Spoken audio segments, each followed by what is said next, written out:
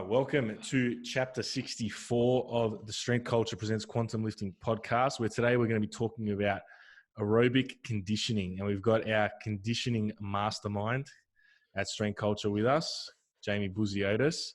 But before we get stuck into that, I'd just like to plug our mindset toolbox.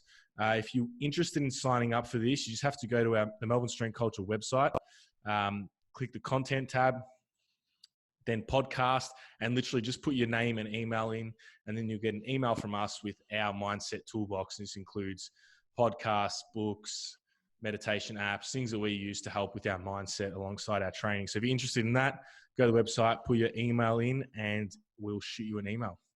But we'll get stuck straight into it. So aerobic conditioning has been something that has probably been brought to the forefront at Strength Culture in the last 6 to 9 months, somewhere there, where we've been probably paying a little bit more attention to it, especially considering that a lot of people don't know that we're not actually just a powerlifting gym.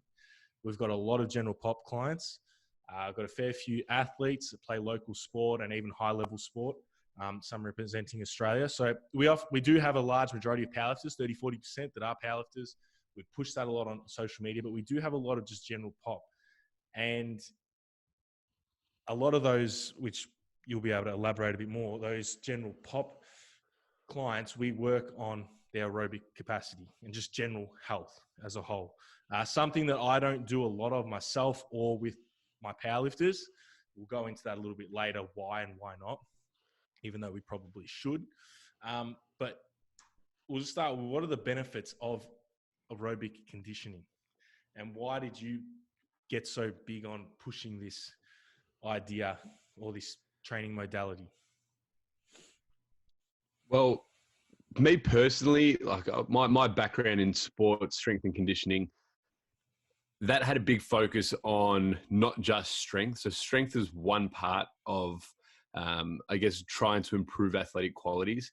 And generally it was the part that was focused on the least.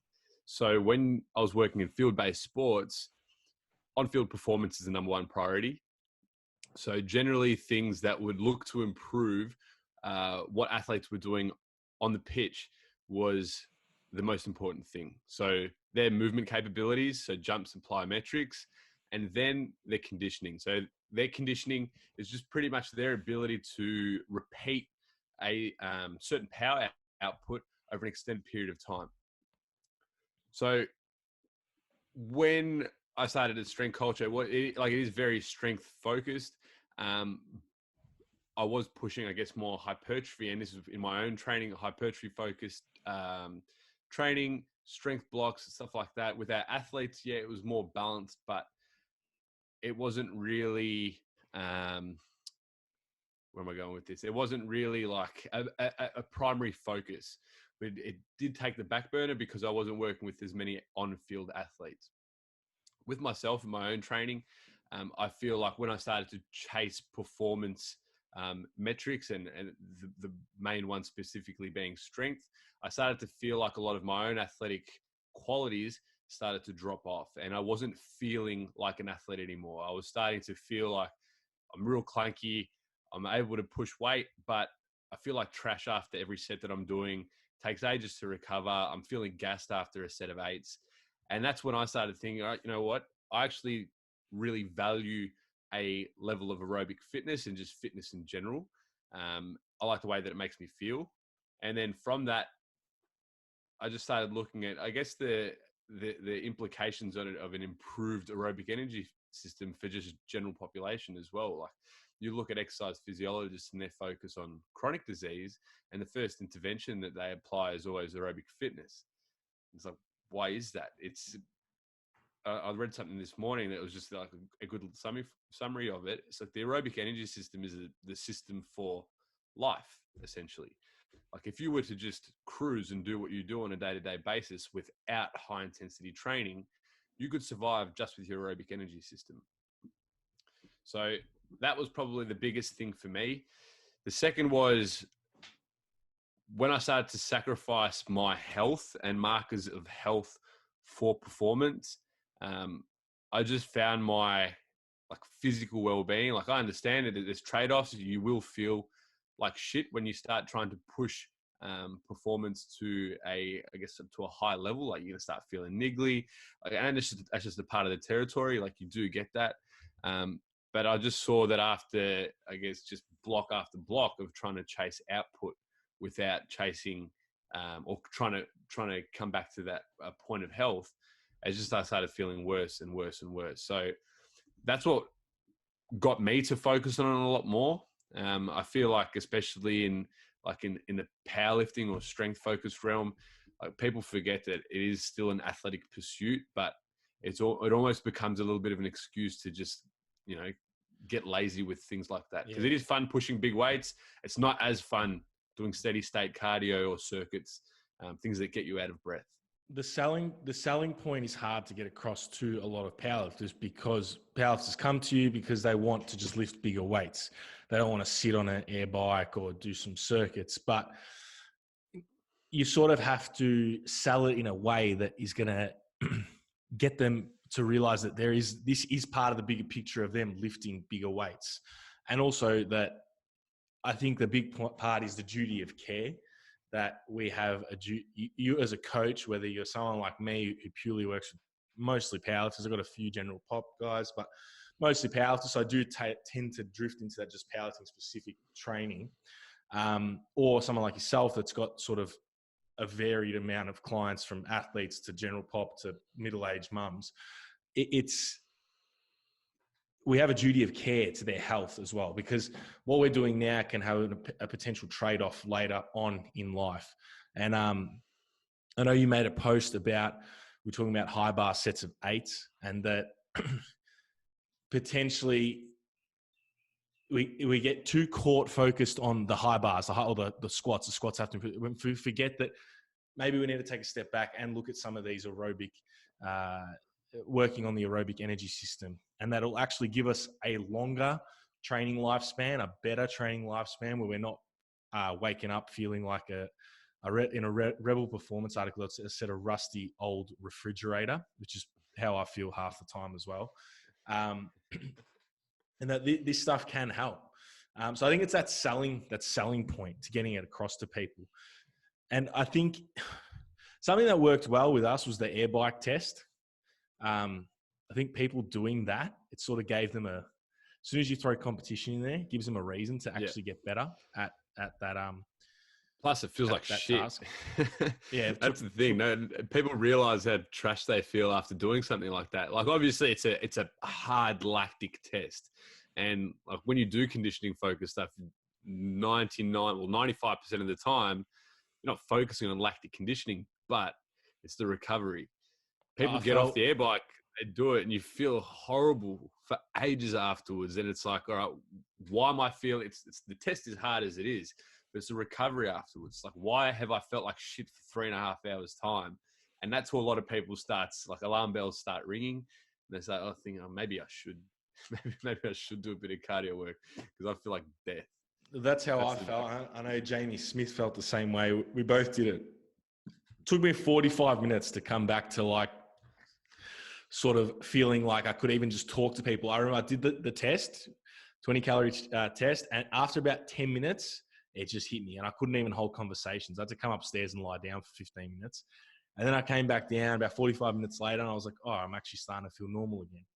And that's definitely a sign for me that I'm like, I probably want to do some more aerobic conditioning. But one of the other signs for me is just simply like, me and you have been for walks before, and I'm starting, and I'm out of breath just going for a brisk walk, and I'm like, I never used to be like this. Like when I was playing footy, I was, obviously specificity playing footy. I needed a better aerobic energy system, whereas now what I'm trying to achieve is different, and that's where specificity comes at a cost.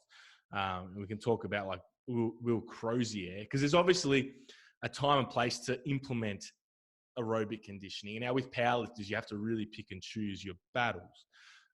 So probably the best time with a powerlifter would be straight after comp. You're going to compete twice a year.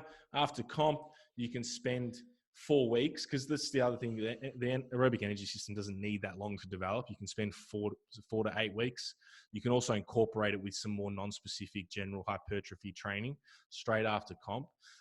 Whereas with general pop, how often would you implement aerobic work? Do you leave it littered throughout the program, or is it sort of blocks and periods that you focus on it a bit more?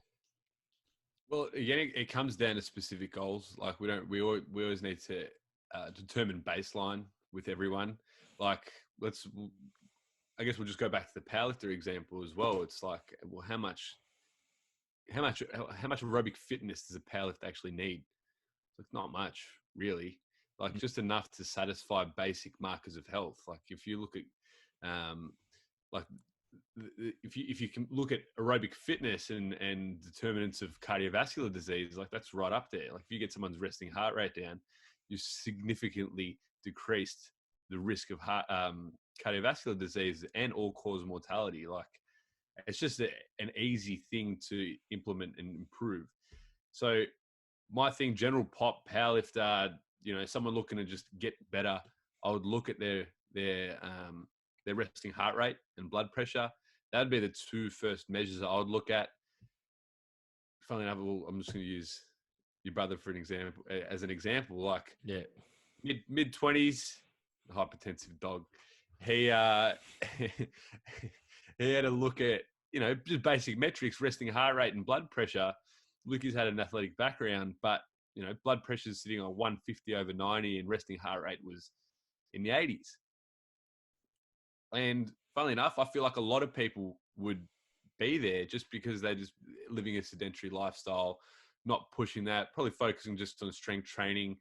Their day-to-day, like incidental activity is low as not moving too much. And from that, you really don't need much. Like, how many steps are you taking?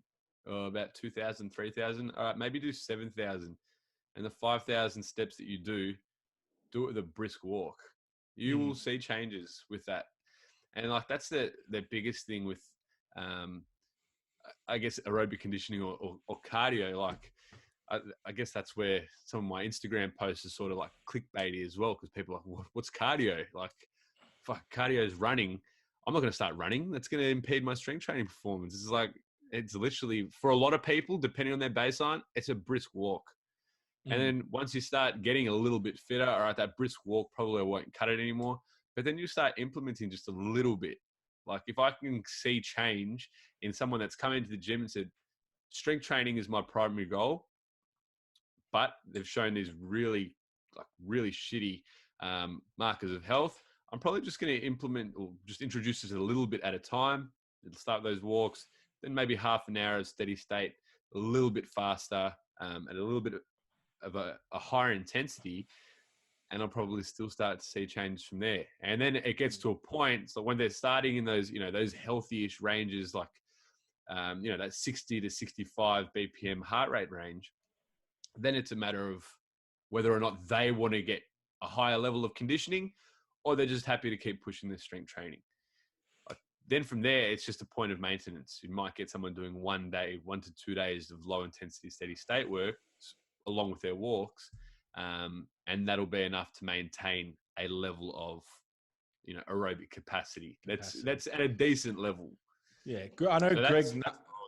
So Greg Knuckles, he's spoken a little bit about the benefits of building an aerobic base as a strength athlete or someone whose end goal is to push strength and numbers. And he said it can be just as simple as getting on a treadmill and putting it on a slight incline and just walking. Like very low stress on the body, increases your heart rate, increases your respiration rate, and just getting those benefits and those adaptations just from something as simple as that. I think everyone thinks that, it's running and flogging yourself to death. Where it's not. It's you probably, now correct me if I'm wrong here, but you probably should be even able to maintain a conversation while doing these training modalities. Like it shouldn't be like you're flogging yourself out of breath, can't talk, vomiting, and I think a lot of people associate cardio or running or whatever it may be with that, and it's not really that. Yeah. So yeah, that's about bang on, because like I like to use a heart rate monitor for most of mine, but a lot of our clients don't have access to a heart rate monitor. A lot of people looking to do a bit of fitness work don't have a heart rate monitor. So it's like, what is going to be like, how are we going to moderate intensity for someone? Usually for that cardiac output work, like that capacity work, would aim for about 130 to 150 beats per minute. How do we work out 130 to 150 beats per minute without a heart rate monitor? Usually like if we're going to use an RPE scale of like 0 to 10, not the Borg scale, but we use that, a 6 out of 10 intensity is where we sort of want to be. And then the talk test is great. So it's like, you'll be able to talk, but you won't be able to sing, that sort of intensity. Yeah. So that's probably the best marker for it. But again, like you look at their baseline, if they're sitting at 75 beats per minute plus, just get them brisk walking. When they start to hit that 75 and lower, I would start to introduce that steady state work.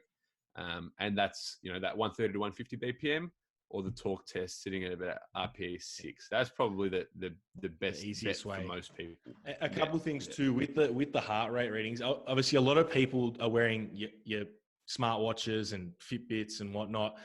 Probably the distal heart rate readings are probably not the best or most accurate. So you are better off getting a strap that is covered across the heart. We use the H10 Polar.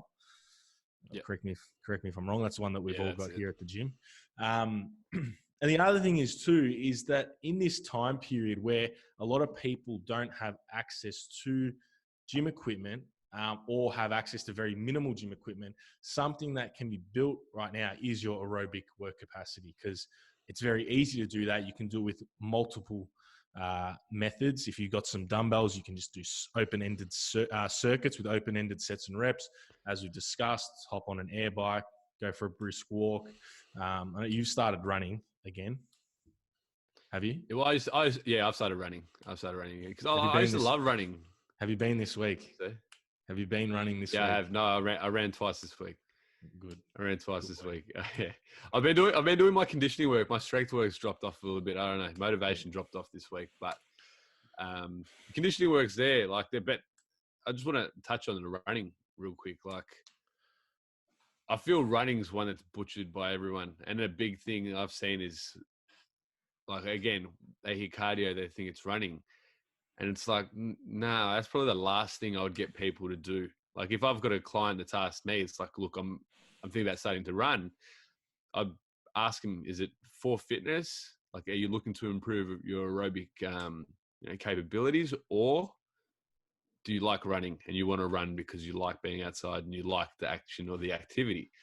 Usually it's the former. Those people say, I just want to get my aerobic fitness up. And then I'm like, do we really need to? And then that's when you start to implement things like circuits and the like. So I like running. Chad Wesley Smith from Juggernaut, like he speaks a lot about just implementing circuits, and it can be something as simple as push up, dumbbell step up, or even a body weight step up, and another variation of, you can put whatever you want in there, and just doing that 15 minutes, open-ended. You'll be pretty gassed by the end. Obviously, it's fun. There's going to be a little bit of stress on the muscles, but not too much on your tendons and all that. Whereas running, you got obviously the higher ground reaction forces, a lot of stress on tendons and those sort of structures that people aren't trained to tolerate that kind of work. Like, they haven't progressed. It's a skill. Running is a skill. It's a skill as well. Like, it's like, you wouldn't get someone, squatting close to their max day dot. It's like, if they haven't got the technical proficiency, like, you're exposing them to stresses that they need to be exposed to. And same with running. Like, when I started again 6 weeks ago, I was doing like 20-second jogs and 40-second walks. At the end of it, I was like, that's the easiest thing I've done in the world. Like, lungs wise, it didn't faze me at all, because I've been doing conditioning all this year and towards the back end of last year.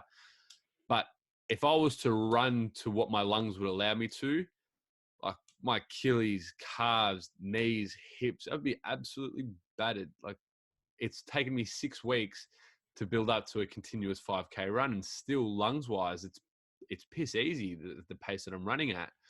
But it's just you need to be smart with progression. You need to be smart with running technique. There's way too many variables to just go, all right, I'm improving fitness now, and then going for a run. Because generally the duration and intensity that you need to run at, like your calves and those like joints, tendons, they'll be the limiting factor, not your lungs. That's if you've got a base level. So you're probably better at doing better off for doing a circuit. Because like you said, it's less stressful on joints. There's no ground contact. If you are, this is probably the best recommendation I could have for the powerlifters listening or the strength focused athletes listening. So you can do a circuit that minimize the eccentric stress altogether. Like if you get someone on a stationary cycle, it's predominantly concentric. You get someone doing reverse sled drags, mostly concentric, apart from the ground strike, which is it's like walking pretty much. Yeah. You get someone doing yoga push-ups, so they're getting their reaching in there, just movement. You get someone doing mobility flows like a pullback butt kick to a lateral lunge, so they're actually just doing things that they don't usually do. So like you don't actually have to do anything stressful. Usually that I feel after a session like that, I come out the other end energized. Like I feel like I've got energy once I've done it. I feel good. I'm not ruined. I'm not puffing and panting. It doesn't take me, an hour to recover. It's super low intensity.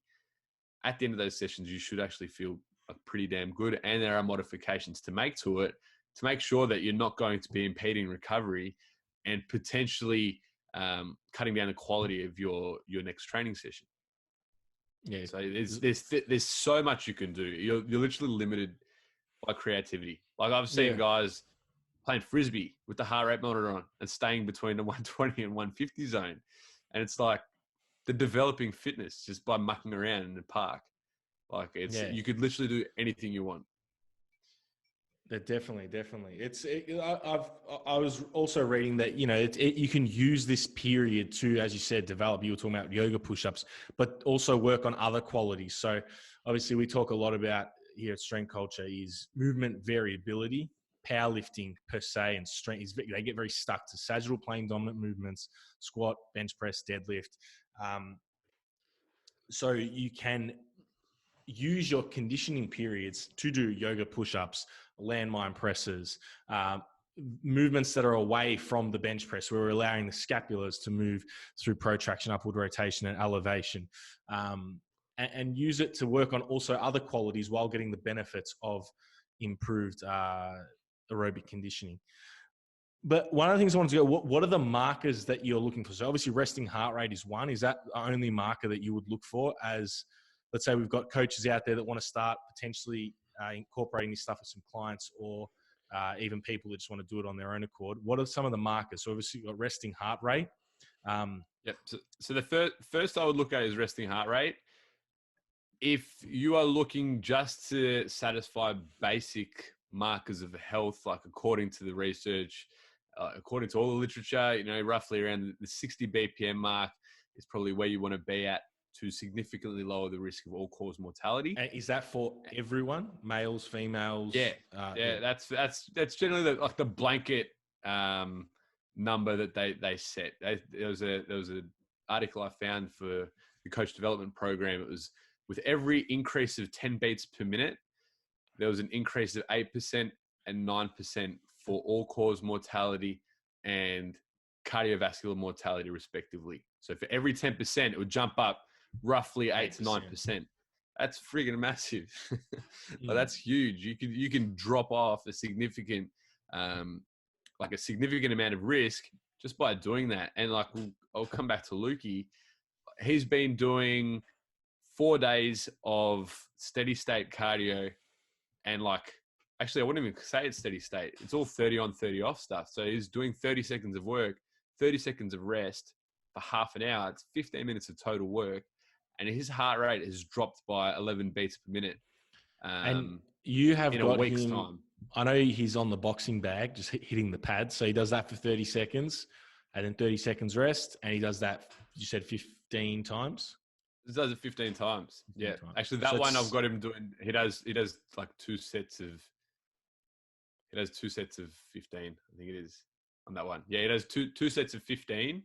and that makes it the half hour for him. And So it he'll can do even be that and something. then rest for 5 minutes. And go. I Rest told him for to go 5 for a walk in between. Yeah. Yeah. So it can be even as simple as something as shadow boxing. I've seen you shadow boxing before in the gym. Choco. So yeah, can it be something as simple as shadow boxing? Yeah, 100%. You could do star jumps. You could dance. Like your heart's a Dance. dumb muscle. That's the quote I've seen all over the internet when it comes to conditioning program. It's like your heart doesn't know what movement you're doing. Yeah, it's Yeah, the all right, same as it's the we can. same as muscles. Yeah, exactly. Yeah. Like, yeah, all right, we can go down the specificity end of the spectrum now for athletes. So field sport athletes, it probably doesn't make sense for them doing the upper body ergo, like the little cycle, the upper body cycle. Yeah, all right. It probably doesn't make sense for them. They're probably not going to get huge gains in lower body fitness by doing that. Yeah, you'll probably see some structural changes to the heart and just like improved vascularization. But like, it's probably not going to do too much for their lower body endurance when they run. So yeah, you could say that. But for someone that's just looking to improve fitness, I think that you could literally just do whatever. You can literally Literally do anything. whatever. Do whatever. Yeah. Yeah, Yeah. it's mad. But Well, yeah. that's So what. I guess just to build on it, like we look at resting heart rate first, like Yep. improve that. That's number one. And blood pressure. That's another big just risk factor for death. Like, it's probably Yeah. good. Like, I guess we do work in the health and fitness industry, and we do like forget health. Well, Like, it is very focused on performance.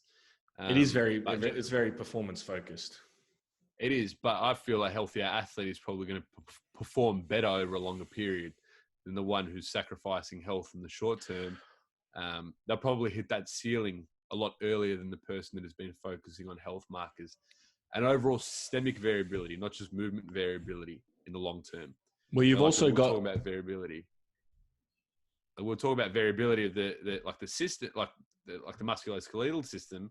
Like if you've got people that the power lifter stuck in extension and predominantly sagittal plane focused, we try and get them moving. We try to restore flexion in the system. We try to get them moving in the frontal plane to restore movement variability. But I guess the justification for aerobic exercise as well is so they're not focusing purely on anaerobic energy systems either, because training is predominantly alactic and aerobic.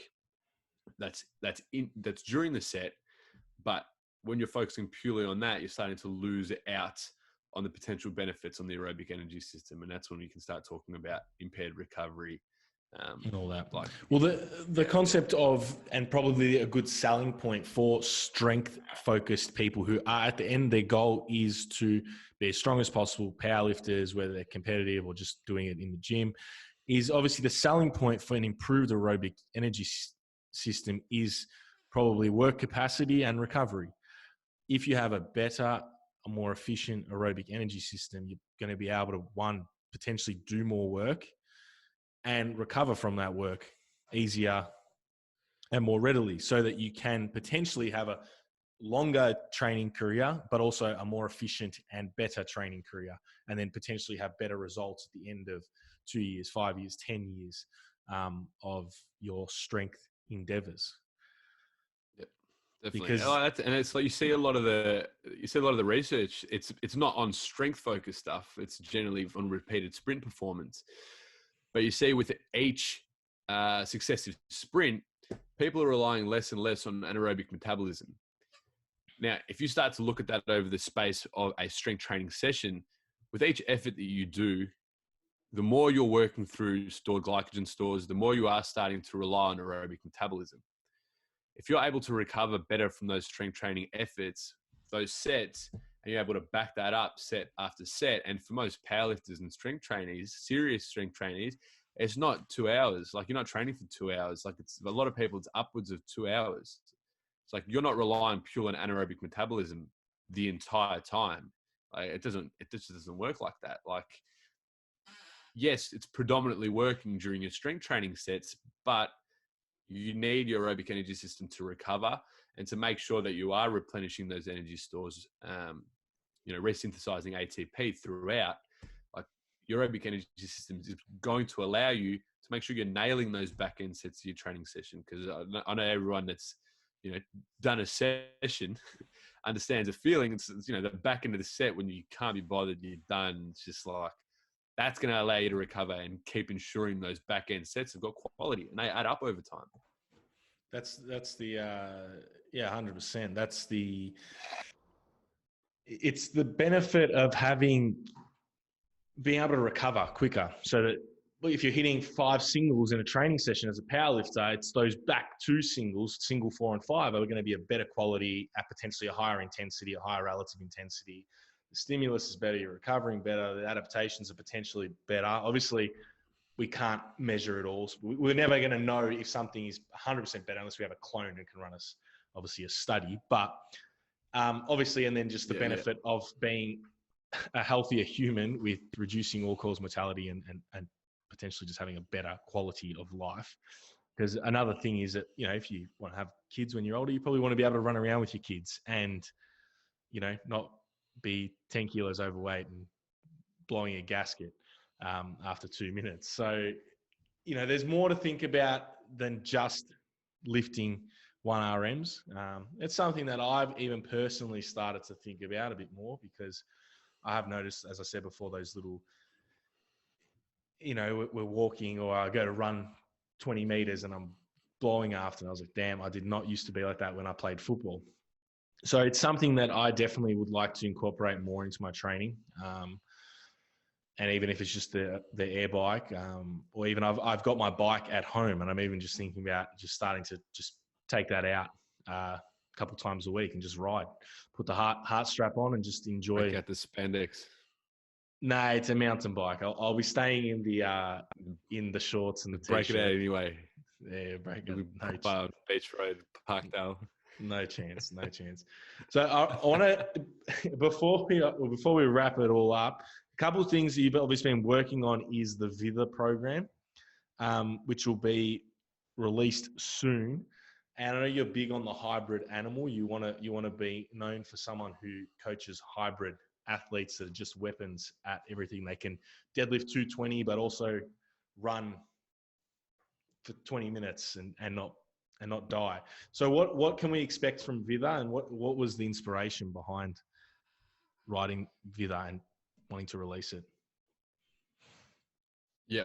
So Vither is, I guess it's a strength training program that has a bit of the capacity focus stuff as well. Like me personally, I like to push some moderately heavy weight. Like it's not that heavy in comparison to some of the bigger boys at Strength Culture, but it's moderately heavy. I like to push that, but I also like to push myself with work capacity focused stuff as well. So I feel it's a bit of a blend of pure output and strength, but it also has focus on work capacity and actually pushing yourself on some of the other days. Like it's not pure output. There's 2 days of the week where you're not pushing big numbers, but you are pushing yourself and you are competing against yourself and making sure that you're putting more work in week after week after week. So it's a 12-week program. There's 3-4 week blocks. It's just, 3 weeks on, 1 week deload. Like just, you're trying to push pretty hard the entire time. There is still, I guess, some of that, we still do focus on variability to an extent. Like it is not just a full extension-based program. We're still trying to train smart, but train hard at the same time. And I guess the inspiration for it was I did maths by Dr. Pat Davidson, and like I was just hammered at the end of every session. But it was, I was still pushing trap hard deads. I was still doing SSB squats, still lunging, still dumbbell pressing. Like I was training hard. Yeah, or I wasn't numbers focused. I wasn't pushing huge numbers, but I felt myself getting stronger. I was looking better in the mirror. I was able to, hold a higher capacity for an extended period of time. And what I think, I know we've spoken about, I guess the king of the jungle before. It's like the king of the jungle isn't just strong. Like they're able to do everything pretty much. I've seen it expressed as harder to kill. And I like that. Like the harder to kill, the anti-fragile organism, like someone that is able to not just withstand shock and stay the same, but they're able to, resist the shock and get better as a result. They thrive through it. That was taken from Anti-Fragile, good book. So if anyone's looking into Who's the author of reading about that, Anti-Fragile? Nassim Nicholas Taleb. So it's not just about human systems; it's about like economic systems and just systems of the universe, essentially. And I think I've seen a lot of guys like my bigger influences in the strength training world and the health and fitness world. Alex Viada is a big one. Runs triathlons, trail runs, but has also got a 700-pound deadlift, and he's jacked as all hell. You've got guys like Luke Lehman from Muscle Nerds, people that focus on having a gas tank, being able to withstand the rigors of life, but still be able to train hard as well. Guys like Pat Davidson, Kyle Dobbs, all the guys from Rebel Performance as well. These guys are pushing the ability to do everything. Like you're able to jump like an athlete, you're able to push heavy weights, but also be conditioned to a level that if you wanted to go for a 5K run and not feel like absolute trash for the next 4 hours afterwards, you could. So I think that's probably what I look at from both Vither standpoint and I guess like the hybrid. I like how Rebel Performance call it. They call it the apex athlete. So that's where I'm looking to, I guess, push it a little bit more. Got a few clients at the moment who are getting pretty damn strong, but developing a high level of conditioning as well. So it'll be good to push that space in Australia over the next few years within strength culture as well. Perfect. No, it sounds good, man. Obviously, there's a little bit of a market there for it in Australia, especially. So it's pretty much you want to train people that want to train like an athlete, be strong, be fast, be powerful, can run, jump, but not playing sport. Just your general pop that want to train like athletes. Yeah, without a doubt. And without feeling like trash as well. Because I feel like that was something that I began to accept, through my athletic career. And a lot of my mates that have played sport their whole lives they think they're destined to a life in pain. And that's just a part of training. Like it's just a part of training and competing. Like you need to feel like shit. And that was something that I accepted for a long time. And now I'm starting to see that, no, you can focus on health as well as performance. It's just understanding training principles and the methods that will allow you to do that. So that's something that I really want to push over the, like in my career for sure, because I know that, you playing footy for sure, you would have accepted that. Like that's just part of the game. Like you have to feel like shit all the time. But now people, especially they start to get to mid-20s, I know a lot of people start to drop off competitive sport, but they still have that, I guess, competitive spirit. They love to train. They love to push themselves. And I think it's a big gap in the market where people can really try and, I guess, push their physical qualities, mental qualities through training and still be able to do, whatever the fuck they want. So that's it. I think that's probably a good summary of where I want to go with all this over the next few. Perfect. So we'll obviously we'll wrap it up now. So if people do want to find you, if they are interested in having this style of training, obviously the physical gym is shut, so they can't find you here. Where is the best place to find you or to contact you?